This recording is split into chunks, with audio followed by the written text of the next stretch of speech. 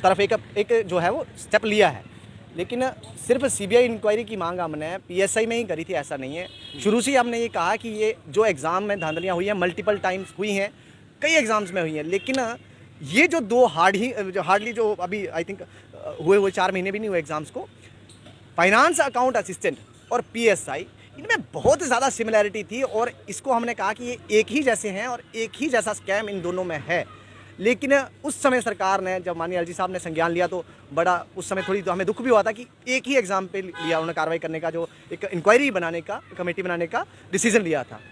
वो हमें थोड़ा सा ऐसे लगा, चलो करा, कुछ तो करा, उसका परिणाम आज देखने को मिल रहा है। देर से हुई कार्रवाई, लेकिन चलिए कुछ तो हाथ लगेगा। लेकिन फाइनेंस के केस में आज भी जो रिपोर्ट है वो पेंडिंग है। तो हम ऐसा क्यों कि भाई सीबीआई की कार्रवाई होगी, ऐसा नहीं है कि एक में होगी तो हम बाकी में उनको छोड़ देंगे, ऐसा बिल्कुल नहीं।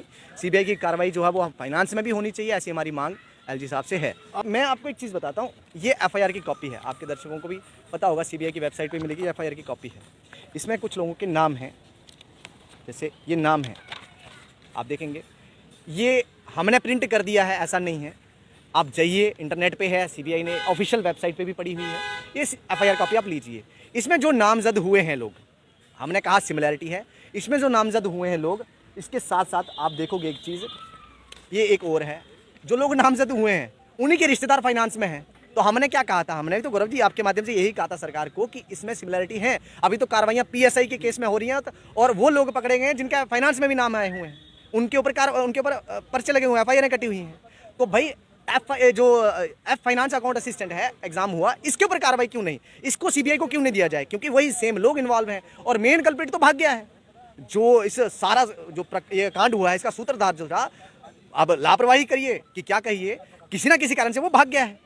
क्योंकि हम इतनी देर से कह रहे थे, और वो जो मेन सूत्रधार है वो कभी यहाँ से पहले दिल्ली गया, फिर उसकी अफवाहें जरूर उठी कि भाई नेपाल भाग गया, ऐसा कुछ नहीं, वो दिल्ली में ही था और फिर वो वापस भी आया और यहाँ सरकारी दफ्तरों में भी घूमा है वो। लेकिन कल जब सीबीआई रेड करने गई और वो घर से भाग गया है, ऐसा कैसे हो गया? तो सरकार की, सीबीआई की कहीं ना कहीं एक असफलता वहाँ दिखती है। लेकिन सीबीआई को चाहिए, हमारी एक सीबीआई को भी एक हुआ है कि सख्त से सख्त धाराएं लगें और कार्रवाइयाँ सख्ती से हो। भाई ये 30 से 35 लोगों को नामजद करना कोई बहुत बड़ी बात नहीं है। जी, आप कह रहे हैं कि स्कैम हुआ है, ठीक है, लेकिन अगर हम बार एसोसिएशन की बात करें या फिर रूलिंग पार्टी के जितने भी लीडर्स हैं, वो सब तो उनकी सपोर्ट करते हुए नजर आ रहे हैं, क्या उनको नहीं पता कि स्कैम हुआ या नहीं हुआ? गौरव जी, कौन सी रूलिंग पार्टी के? ये वो लोग हैं जिनके खुद, किसी का रोशनी एक्ट में नाम आया हुआ है, किसी का जेके बैंक के पैसे डकार गए हुए हैं, कोई वो हैं जिनके खुद के, मतलब आप कहिए ना, कहीं सोशल मीडिया पे भी बहुत वायरल हो रहा है, लिस्टें आई हुई हैं, अकेले पोस्ट में एडवर्टीजमेंट कर लिया है। और जो बार एसोसिएशन कह रहे हैं, मैं गौरव जी आपके माध्यम से आपके दर्शकों को बताना चाहूँगा, बाकी एस्पिरेंट्स को बताना चाहूँगा, जो बार एसोसिएशन के प्रधान जिनको आप कह रहे हैं, वो पता नहीं किस कैपेसिटी में गए थे। मुझे तो लगता है वो कांग्रेस के लीडर हैं, उस कैपेसिटी में गए थे। और कांग्रेस का हाथ पहले तो भ्रष्टाचारियों के साथ था, अब कांग्रेस का हाथ उनके साथ भी है जो बार एसोसिएशन प्रधान है, उसके बाद बार एसोसिएशन प्रधान का हाथ वही लोग जो बैठे हुए। कल तक 972 फैमिलीज का एक चल रहा था, 972 फैमिलीज एट स्टेक। आज उन्हीं 972 फैमिली से बिना किसी ऑफिशियल एफआईआर के, एफआईआर इसके संदर्भ में नहीं है, ये फाइनेंस के संदर्भ में नहीं है, ये पीएसआई के उसमें लगी है, पीएसआई के केस में लगी है। उस एफआईआर में भी फाइनेंस वाले लोग फंसे हैं जो इनके साथ बैठे हुए, इन्होंने उनको खुद कहा है कि देखिए इनके साथ फेक प्रोपेगेंडा हो रहा है। क्या फेक प्रोपेगेंडा था? उन्हीं के आज रिश्तेदार सीबीआई के जहाँ जो अपने बाहु प्लाजा में ब्रांच है वहाँ चक्कर काट रहे हैं। रेड हुई, रेड में उनके घरों में रेड हुई है। ऐसे रेड हो गई, कैसे रेड हुई? कुछ ना कुछ तो धांधलियाँ करी होंगी गौरव जी उन्होंने।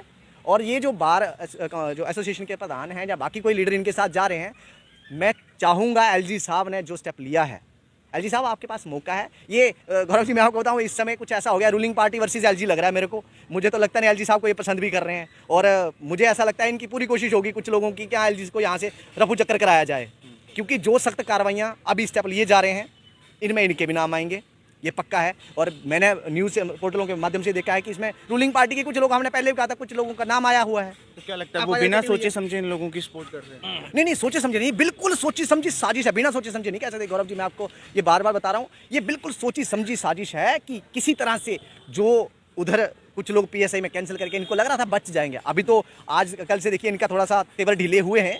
कल रूलिंग पार्टी के कुछ लोगों का बयान आया कि कार्रवाइयाँ हुई तो अच्छी बात है, लेकिन इनका सोची समझी साजिश थी कि कुछ लोगों को अभी भी बचा सकते हैं तो बचा लेते हैं, स्कैमरों को अंदर जाने देते हैं, नहीं तो ये हमारे कल को कॉलर पकड़ेंगे। पैसे तो लिए हैं, किसी ने तो लिए हैं, ऊपर तक कहीं ना कहीं तो रिश्वत चली है, ऐसे तो इतने बड़े बड़े स्कैम हुए नहीं हैं।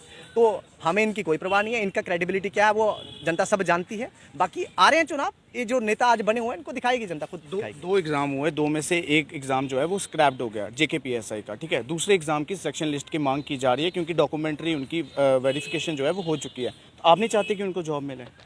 देखिए, उनको जॉब मिलनी चाहिए, लेकिन उनके साथ साथ उन लोगों को भी जॉब मिलनी चाहिए जिन्होंने मेहनत करी है, जो जेन्युइन कैंडिडेट्स हैं। और उनको जॉब नहीं मिलनी चाहिए ऐसा हमने कहीं नहीं कहा गौरव जी।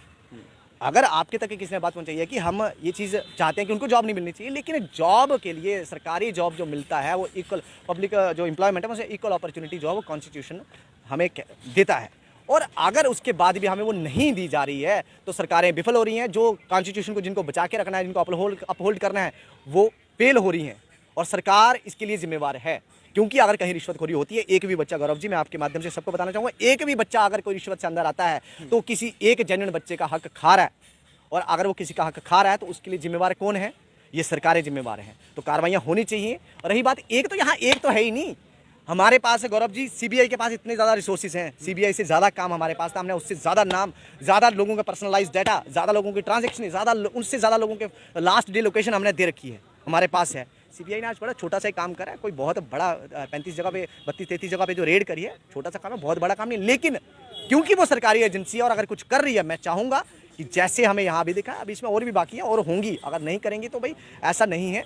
CBI भी जान ले कि हमारे पास बहुत ज़्यादा अभी रिकॉर्ड पड़े हुए हैं, उनकी क्रेडिबिलिटी पे सवाल ना उठे, लास्ट में ईमानदारी से अपना काम करें। देखिए, अब तो CBI की मांग थी आपकी, CBI ने इंक्वायरी की, बहुत से लोगों के खिलाफ कार्रवाई भी हुई। अब तो आगे सिस्टम जो है वो साफ हो चुका है क्योंकि जो धांधली करने वाले थे उनके खिलाफ तो कार्रवाई होती हुई नजर आ रही है। लेकिन उसके बावजूद फिर भी प्रदर्शन आप यहाँ पे कर रहे हैं। आपको नहीं लगता कि आप एक ऐसा सिस्टम पीछे बना के छोड़ के जा रहे हैं कि कल को अगर किसी के पास कोई विकल्प नहीं बचेगा तो वो भी आपकी तरह यहीं पे रोड पे आके प्रदर्शन करता हुआ नजर आएगा? देखिए गौरव जी, अगर ये सिस्टम बनता है तो बहुत अच्छा है, ये सिस्टम बनना चाहिए। मैं चाहता हूं हर कोई लीडर बने, पॉलिटिकल लीडर नहीं बने, लेकिन हाँ अपने हक के लिए लड़ना सीखे। अगर कहीं ये धांधलियां होती हैं, कोई नहीं बोलता है, आज भी हम देखते हैं युवा अपने अपने घरों में बैठे हुए, इधर उधर बैठे हुए हैं, चलो जी कोई तो बोल रहा है। जहां आप हो वहां लीडर बनिए, वहां ये चीज़ सामने रखिए, लोगों को बताइए और इनकी करतूतें, इन पॉलिटिकल लीडर्स हैं, इनकी करतूतें बताइए लोगों को, क्योंकि इन्हीं लोगों के वोटों से ये लीडर बनते हैं, इन्हीं लोगों के वोटों से जीत के बाद में असेंबली में जाते हैं और ऐसे ऐसे डिसीजन लेते हैं गौरव जी कि युवाओं का सत्यानाश करके रखा हुआ है। ये तो हम बोल रहे हैं जिनके साथ एग्जाम में धांधलियां हुई, उसकी बात कर रहे हैं। इनके सैक का जो है ऑर्डर है उसको देखिए, इसके अलावा और जो स्कीमें जो चल रही थी उनको बंद कर दिया है, खुद पहले लाई युवाओं के साथ। कहाँ युवाओं के साथ खिलवाड़ नहीं करा है? जहाँ पे भी होता है युवाओं के साथ होता है। कभी देखा आपने कोई पूर्व MLA MLC या इनके साथ कोई किसी तरह का कोई इनके साथ नाइंसाफी हो रही है? कहीं नहीं होती है। ये हर जगह अगर ये जो शोषण करते हैं तो युवाओं का करते हैं, तो युवा अगर सामने आके नहीं बोलेगा तो क्या नहीं करेगा? आना चाहिए उसको। रही बात कि कार्रवाइयाँ हो गई हैं तो ये बहुत छोटे से चंक पे हुई हैं, अभी तो कुछ नहीं।